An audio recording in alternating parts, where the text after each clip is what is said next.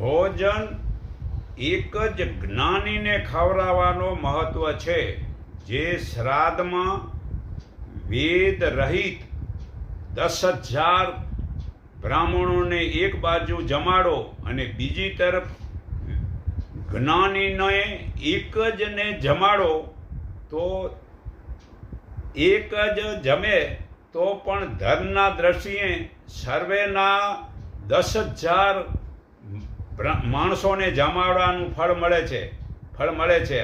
કારણ કે જો જે 10,000 મતલબ કે જે છે એ જમે એ એક જાતનું મતલબ શું એ આપણે જો આપણે હાથ આમ લોહીવાળા કે ગારાવાળા થઈ ગયા હોય અને આમ લોહીવાળા કે ગારામાં હાથ ડબોળીએ તો સાફ થાય ન થાય, શુદ્ધ પાણીથી શુદ્ધ થાય. તો જે મતલબ કે જ્ઞાની છે, વેદને જાણે છે, ગીતાને જાણે છે, એ માણસ શુદ્ધ કહેવાય.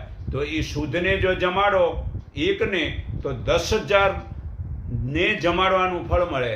અને તમે 10,000 જમાડો પણ જેને વેદ, ગીતા, ઉપનિષદ વગેરેનું જ્ઞાન જ નથી એવાને તમે 10,000 ને જમાડો તો કાંઈ ફળ મળે નહીં.